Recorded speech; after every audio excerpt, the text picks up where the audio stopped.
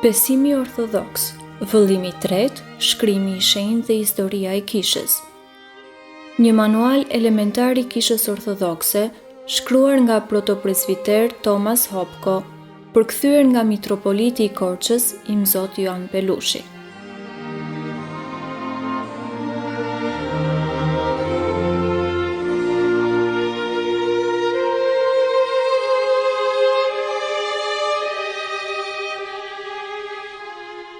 Vitet 1925-1950. Kisha në Rusi.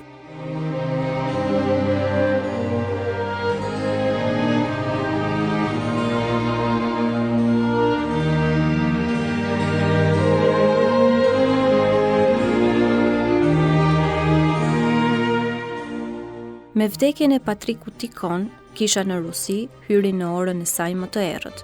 Mitropoliti Sergji Stragorodski shërbeu si locum tenensis i patriarkanës nga viti 1927 në 1943. Kjo ishte koha e fshesave staliniane, kur literalisht miliona njerëz, përfshirë mijëra klerik, u burgosën, u internuan dhe u vranë. Kushtetuta e Stalinit e 1936 bënte thirrje zyrtarisht për lirinë e besimit dhe lirinë e propagandës antifetare. U mbyllën qindra kisha, manastire dhe shkolla.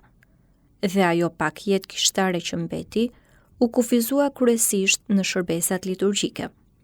Persekutimi i kishës nga shteti ishte i ashpër dhe i pamëshirshëm.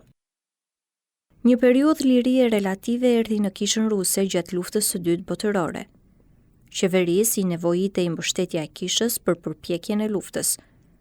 Për ta mbledhur popullin për të luftuar për atë dheun, kisha ruse pati lëshime nga shteti. Shumë kisha, manastire dhe shkolla u rihapën. Në 1943, një sinod kishtar zgjodhi zyrtarisht Sergjin si patrik. Me vdekjen e tij në 1945, mitropoliti Aleksi Simanski u zgjodh për të zëvendësuar atë në një sinod të dytë solemn, të mbajtur në praninë e shumë funksionarëve të kishave të huaja. Në 1926, mitropoliti Platoni Mitropolisë Amerikane u takua me antarët e sinodit rus në Mërgim për të diskutuar problemet e të krishterëve ortodoks rus në diasporë. Në këtë kohë, shumë emigrantë rus kishin ardhur në mitropolinë amerikane dhe si pasoj e rrethanave, ndjenjat e nacionalizmit rus në kryepeshkopatën amerikane ishin të ndezura.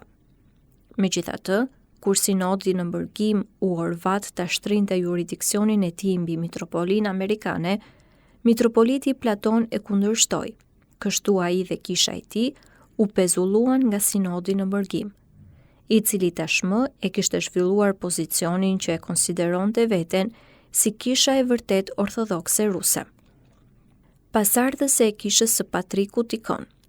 Në të njëjtën kohë, mitropoliti Evlogji u takua gjithashtu me peshkopët e sinodit dhe po ashtu edhe u pezullua nga ata për kundërshtimin për të njohur jurisdiksionin e pretenduar mbi të gjithë ortodoksët rus jashtë Rusisë. Në vitet 30 pati një presion nga Moska ndaj mitropolisë amerikane dhe eksarkatit të Evropës perëndimore. Kryepeshkopi Benjamin Fedchenkov erdhi në Amerikë nga Bashkimi Sovjetik duke kërkuar besnikëri ndaj patriarkanës së Moskës. Fakti që ishte kërkuar gjithashtu një zotim besnikërie ndaj shtetit sovjetik tregonte se kisha ruse nuk ishte e lirë dhe se mitropolia amerikane nuk mund të hynte në asnjë mënyrë në lidhje normale me atë. Kështu në 1934, kisha ruse e shpalli zyrtarisht mitropolinë të jashtëligjshme dhe hapi eksarkatin e patriarkanës së Moskës në Amerikë. Në të njëjtin vit, mitropoliti Platon vdiq dhe kryepeshkopi Theofil Pashkovski u zgjodh primat në Këshillin e 5 të kishës amerikane në Pittsburgh. Në 1937, Këshilli i 6 i mitropolisë amerikane në New York afirmoi një lidhje morale me sinodin rus në Mërgim, por kur sinodi kërkoi përsëri që të drejtonte kishën amerikane, lidhja morale u kaput.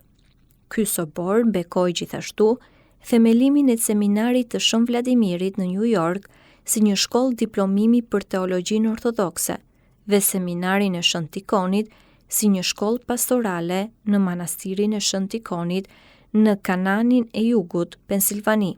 Të dyja shkollat u hapën në 1938. Në 1945, Këshilli i Shtatë i Mitropolisë Amerikane në Cleveland vendosi për lidhje shpirtërore me Patriarkanën e Moskës, por kur përsëri u bën kërkesa nga Moska për besnikëri ndaj qeverisë sovjetike, lidhjet shpirtërore nuk u realizuan. Në 1950, mbas vdekjes së mitropolitit Theofil, Këshilli i Tetë i Mitropolisë Amerikane në New York zgjodhi si primat kryepeshkopin Leonti Turkeviç, një nga udhëheqësit e parë të dioqezës misionare amerikane. Në këtë kohë, sinodi në Mërgim kishte hapur qendrën e tij në Amerikë dhe Patriarkana e Moskës po ushtronte presion të fortë për rivendosjen e juridiksionit mbi kishën ruso-amerikane, e cila vazhdonte të ishte ilegale. Kështu në këtë këshill të tetë, para zgjedhjes së tij si mitropolit, kryepeshkop Leonti mbajti një fjalim që afirmonte të ardhmen dhe misionin e veçantë të kishës amerikane, e cila ishte mbjellur në botën e re nga kisha e Rusisë më shumë se një shekull e gjysmë më parë. Ne do të ndjekim rrugën tonë, deklaroi kryepeshkopi, themelimin e një kishe ortodokse në Amerikë, administrativisht të vetë qeverisur. Gjatë kësaj periudhe, Patriarkana e Moskës i kërkoi një zotim besnikërie ndaj regjimit sovjetik, kishës ruse në Evropën perëndimore. Mitropoliti Evlogji nuk u pajtua me këtë dhe ju drejtua Konstantinopojës. Kështu në 1931, kisha ruse në Evropën perëndimore u bë një eksarkat i Patriarkanës së Konstantinopojës. Në eksarkatin e mitropolitit Evlogji pati shumë kishtar dhe teolog të famshëm rus, të cilët në 1925 themeluan në Paris Institutin Teologjik Ortodoks me emrin e Shën Sergjit. Instituti Teologjik u bë qendra e mësimit ortodoks në Perëndim, ku mblodhen njerëz të tillë si At Bulgakov, At Zenkovski, Peshkopi Kasian Bezobrazov, Arkimandrit Ciprian Kern, Afanasiev, At Florovski, i cili më vonë u bë dekani i seminarit të Shën Vladimirit në New York dhe dha mësim në shkollën teologjike të Kryqit të Nderuar në Brooklyn, dhe profesor Katashev, prokuratori i fundit i sinodit të shenjtë të kishës ruse dhe ministri i parë i fesë i qeverisë së përkohshme, i cili shërbeu si sekretari i këshillit të kishës ruse në 1917-1918. Duhet të përmenden gjithashtu edhe priftërinjt, At Elçaninov dhe At Chetverikov, të cilët së bashku me shumë profesor të Shën Sergjit vepruan ngushtë me lëvizjen e krishterë të studentëve rus, që bëri një punë të madhe ndërmjet emigrantëve rus gjatë kësaj periudhe.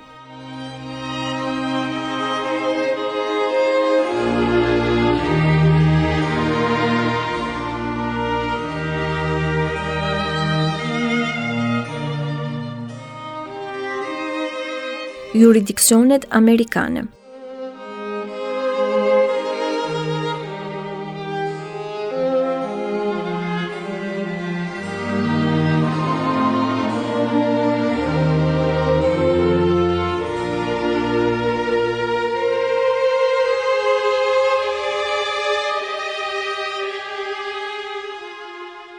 Qereku i dytë i këtij shekulli ishte një kohë e shtimit të juridiksioneve kishtare ortodokse në Amerikë. Debati rreth ortodoksëve grek në Amerikë, ndërmjet kishës së Greqisë dhe Patriarkanës ekumenike, u zgjidh më në fund. Kryepeshkopata amerikane, sipas statutit të saj të 1930, ishte një kishë greke për të krishterët ortodoks greqisht folës në juridiksionin e Konstantinopojës. Në 1937, kryepeshkopi Athenagora Spiru, patriku i ardhshëm ekumenik, erdhi nga bota e vjetër për të drejtuar kryepeskopaten amerikane. Në të njëjtin vit, Shkolla Teologjike Orthodokse Greke e Kryqit të Nderuar, e cila më vonë u transferua në Brooklyn, Massachusetts, u hap në Pomfret, Connecticut. Athinagora shërbeu në Amerikë deri në vendosjen e tij si patrik i Konstantinopojës në 1949. Ai u zëvendësua nga kryepeshkop Mihal Konstantinidis. Në 1933, dioqeza e Antiokis, e cila drejtohej nga peshkopi Efthim, u nda në dy grupe. Në 1936, mitropoliti Andon Bashir u bë udhëheqësi i grupit më të madh, ndërsa kryepeshkopi Samuel David udhëhoqi grupin më të vogël. Të dyja dioqezat ishin nën jurisdiksionin e patriarkanës së Antiokis. Mitropolit Andoni ishte një nga hierarkët e shquar të historisë së Kishës Amerikane. Ai u dorëzua prift në 1922 dhe shërbeu për 14 vjet si misionar tek të krishterët ortodoks sirian, derisa u bë mitropolit i kryepeshkopatës ortodokse të Antiokis, e cila qysh prej 1925 ishte ndarë zyrtarisht nga misioni rus. Ai ishte një nga pionerët e përkrahjes së përdorimit të anglishtes në adhurimin liturgjik dhe ishte një mbështetës i hapur i unitetit jurisdiksional ndër të gjithë ortodoksët në botën e re.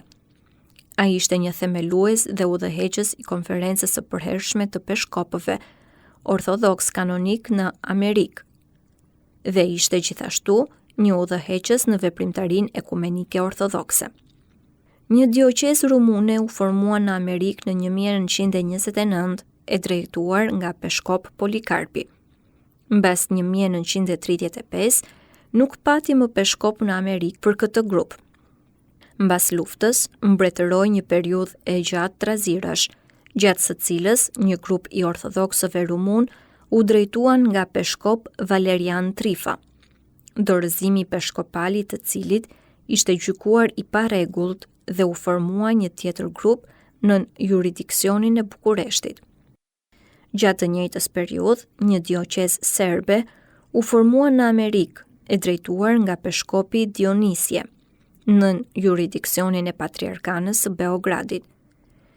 Një dioqezë bullgare u ngrit gjithashtu, e drejtuar nga mitropoliti Andrej, i lidhur me kishën kombëtare në Bullgari, e cila u themelua zyrtarisht në 1945. Një dioqezë ortodokse shqiptare u themelua në Amerikë nga peshkopi Fan Noli, i cili u dorëzua nga peshkopët e mitropolisë ruso-amerikane, ndërkohë që edhe një grup tjetër i vogël shqiptarësh u vendos në jurisdiksionin e Konstantinopojës. Gjatë kësaj kohe, kisha shqiptare në Adhe, e cila ishte shpallur autoqefale në 1937, pati persekutime të mëdha. Në 1939, patriarkana e Konstantinopojës e shuguroi peshkopin Orest Çornok si kreun e dioqezës amerikane Karpato-ruse, e përbër nga priftërinj dhe laik ish unit. Në të njëjtën kohë, Konstantinopoja themeloi gjithashtu një jurisdiksion ortodoks Ukrainas, të udhëhequr nga peshkopi Bohdan Shpilka. Gjithashtu në këtë u formua një tjetër jurisdiksion Ukrainas në Amerikë, i drejtuar nga kryepeshkopi Palladio, më parë i kishës së Polonisë. Gjatë kësaj kohe, kisha e vetë shuguruar ukrainase ngriti gjithashtu jurisdiksionin në botën e re. Udhëheqësi i saj në Shtetet e Bashkuara ishte mitropoliti Joan Theodorovich. Gjatë kësaj kohe, ky grup argumentonte se situata e tij ishte rregulluar në mënyra të ndryshme, por ai nuk u njoh nga kishat e tjera ortodokse. Në 1948, Këshilli Botëror i Kishave u formua në Amsterdam nga lëvizjet Besimi dhe Rregulli dhe Jeta dhe Puna, që takoheshin në vitet 20 dhe 30.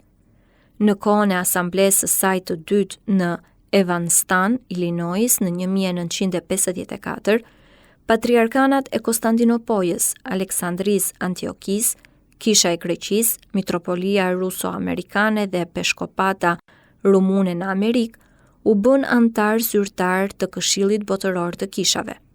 Gjatë kësaj periudhe, udhëheqësit e eksarkatit rus në Evropën perëndimore, si edhe disa rus që i mbetën besnik Moskës, si Vladimir Loski dhe Nikola Zernov, luajtën gjithashtu një rol të madh në aktivitetin ekumenik.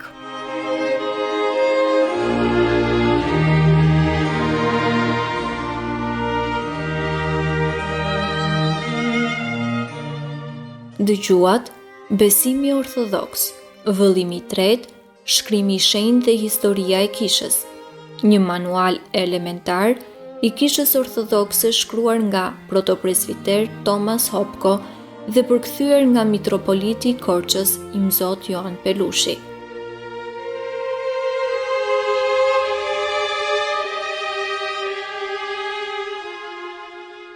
Radio Ngjallja, me ju për një shoqëri dashurie.